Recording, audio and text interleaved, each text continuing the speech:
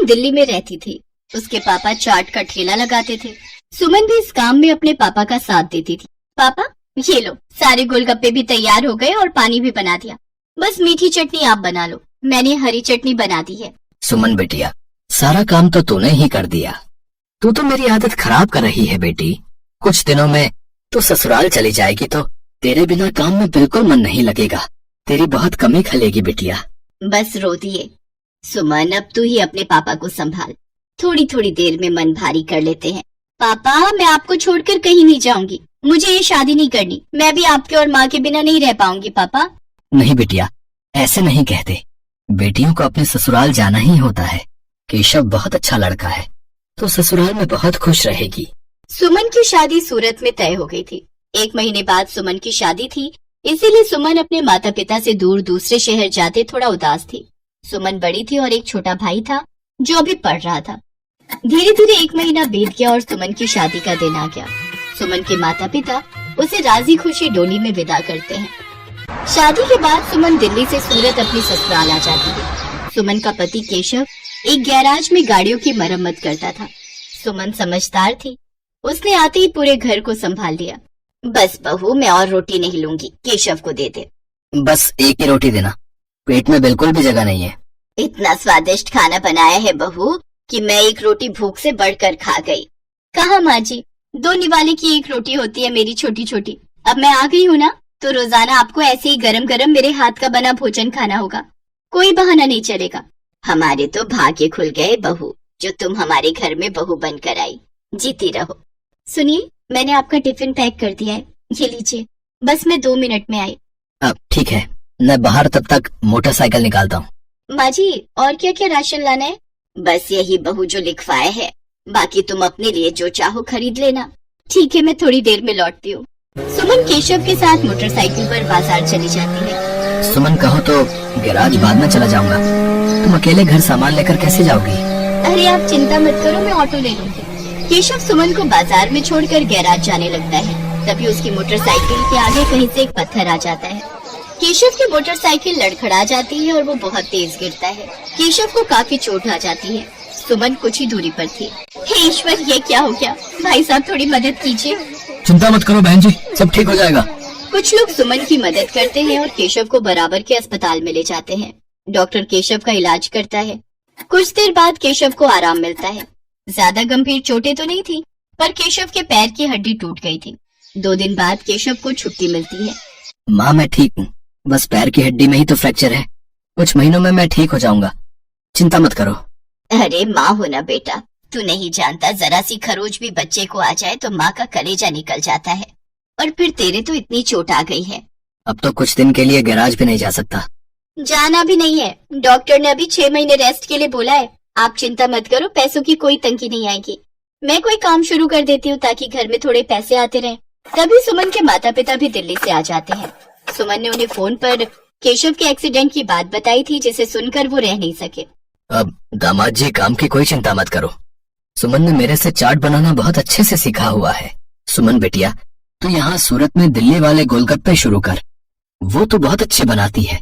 कुछ दिन मैं यहाँ रुक जाता हूँ, जब काम सेट हो जाएगा तब मैं वापस चला जाऊंगा। हाँ पापा, ये ठीक रहेगा। दिल्ली वाले गोलगप्पे यहाँ बहुत अच्छे चलेंगे। हमारे इधर आसपास किसी ने भी दिल्ली वाले गोलगप्पे का काम नहीं शुरू किया हुआ। केशव बेटा, आप सारी चिंता छोड़ दो, पापा और मैं कुछ दिन अब यहीं रहेंगे। शुक्रिया माँ, शुक्रिया पापा, आपने मुझे बहुत हिम्मत दी है। ऐसी बहू और ऐसे समधी सचमुच बहुत नसीब वालों को मिलते हैं। सुमन की सास की आंखों में आंसू आ जाते हैं। केशव को भी अपने सास ससुर के आने के बाद बहुत हिम्मत मिल गई थी। सुमन अपने पापा के साथ सूरत में गोलगप्पे का ठेला शुरू करती है, जिसके ऊपर लिखा था दिल्ली वाले गोलगप्पे। गोलगप्पे के दीवाने तो बहुत लोग हैं और सूरत में तो पानीपुरी के सभी दीवाने हैं। ये देखकर सुमन और उसके पापा ने गोलगप्पे का स्टॉल लगा दिया। उनके बने गोलगप्पे बहुत पसंद किए जाने लगे। सुमन बिटिया, मुझे पता है अब तुम काम अकेले संभाल लोगी। अब हमें चलना चाहिए। सूरज भी अपनी बुआ के घर बहुत दिन से रुका हुआ है। वो उन पर बोल रहा था कि हमारे बिना उदास हो रहा है। हाँ पापा, सूरज बहुत दिन अकेला रुक गया और आपको दिल्ली का भी तो काम संभालना है, वो भी बहुत दिनों से बंद पड़ा है। अब तो मैं सब कुछ संभाल लूंगी, आप मेरी चिंता मत करो। सुमन के माता पिता वापस दिल्ली लौट जाते हैं। उन्हें आए हुए भी बहुत समय हो गया था। अब सुमन अकेले ही रोजाना गोलगप्पे का ठेला लगाने लगी। वो रोजाना सुबह उठकर गोलगप्पे और बाकी का सामान तैयार करती और बाजार निकलती। कुछ भी कहो सुमन दीदी, आपके गोलगप्पे का जवाब नहीं है। हम सारी सहेलियां रोजाना शाम को स्पेशली मार्केट आपके गोलगप्पे खाने के लिए आती हैं। हाँ सुमन दीदी, ये तो सच है, बहुत टेस्टी गोलगप्पे होते हैं आपके, साथ में खट्टा मीठा पानी, बहुत बढ़िया बनाती हो आप। बस आप सब ग्राहक तारीफ कर देते हो, मुझे काम करने में और प्रेरणा मिलती है। ये लो, इसी बात पर 2 गोलगप्पे फालतू खाओ। सुमन रोजाना ऐसे ही शाम के समय बाजार में ठेला लगाती थी। धीरे धीरे सुमन के गोलगप्पे पूरी सूरत में फेमस होने लगे। अब तो उसे शादियों और पार्टी के भी ऑर्डर मिलने लगे। इस काम में सुमन की सास भी उसकी मदद करती थी। कहीं भी शादियों और पार्टी के ऑर्डर मिलते तो सुमन अपनी सास के साथ जाती और वहाँ पर अपना स्टॉल लगाती। स्टॉल पर दिल्ली वाले गोलगप्पे लिखा देखकर लोगों की भीड़ सबसे पहले वहीं पर टूटती थी। बहुत अच्छे पैसे कमा लिए सुमन ने। फिर एक दिन सुमन केशव और अपनी सास से बोली, सुनो, अब तो तुम्हारी तबीयत में थोड़ा सुधार हो गया है। मैं सोच रही हूँ तुम गैरेज का काम छोड़ दो, हम गोलगप्पे की एक दुकान खोल लेते हैं। अब तो हमारे पास अच्छे पैसे इकट्ठे हो गए हैं, हम कुछ कारीगर भी रख लेंगे। सुमन, तुमने तो मेरी पूरी जिंदगी बदल दी। कहते हैं एक आदमी की सफलता में एक औरत का हाथ होता है, और तुमने तो मेरा बहुत साथ दिया है। तुम जैसा चाहती हो हम वैसा ही करेंगे। जीते रहो मेरे बच्चों। सुमन की मेहनत से सब कुछ अच्छा होने लगा।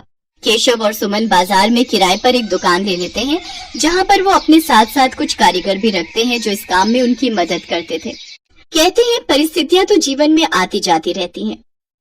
परिस्थितियों से डरकर नहीं बल्कि परिस्थितियों का मुकाबला करके ही जीवन को सरल बनाया जा सकता है। जो व्यक्ति संघर्षों से लड़ता है वही ऊंचे मुकाम प्राप्त करता है, जैसा सुमन ने किया। वो परेशानियों से डरी नहीं बल्कि उनसे बचने का रास्ता ढूंढा।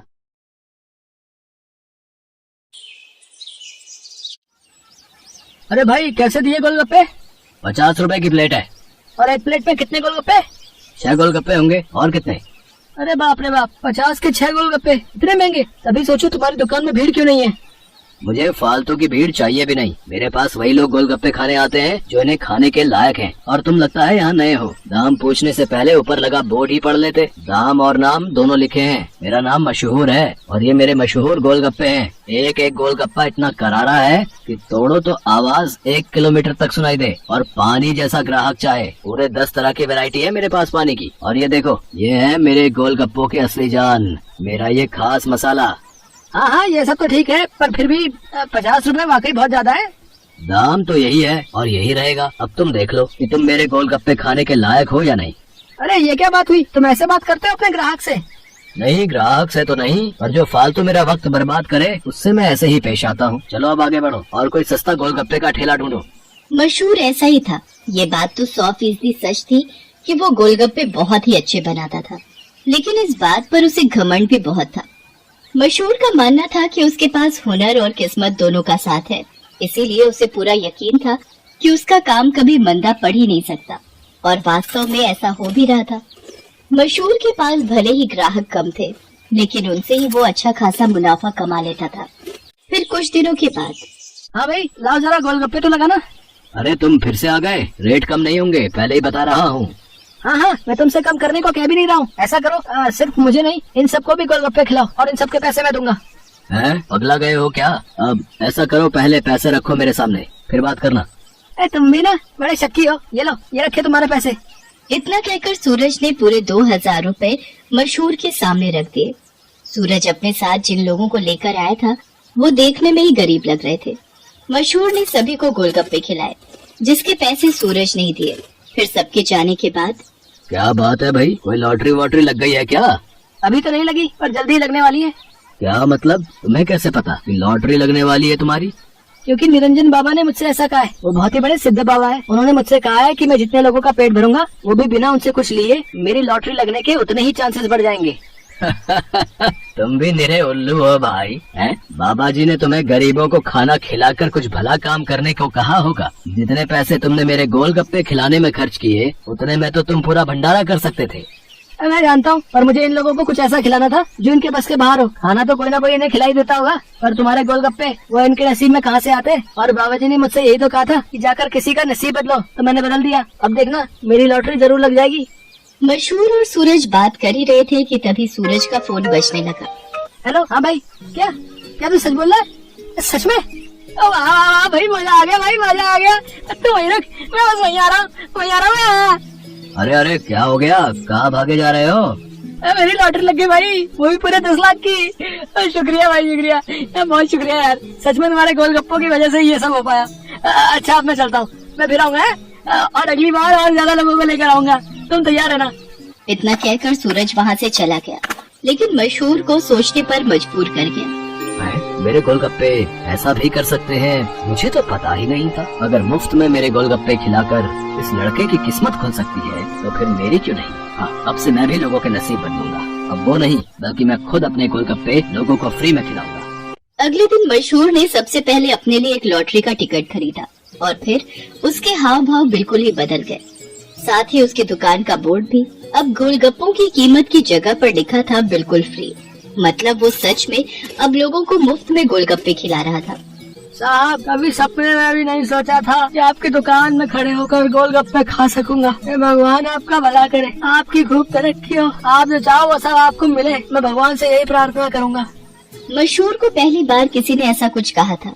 मशहूर को बहुत अच्छा लगा, लेकिन अब भी मशहूर के दिमाग में उसका खुद का फायदा पहले था।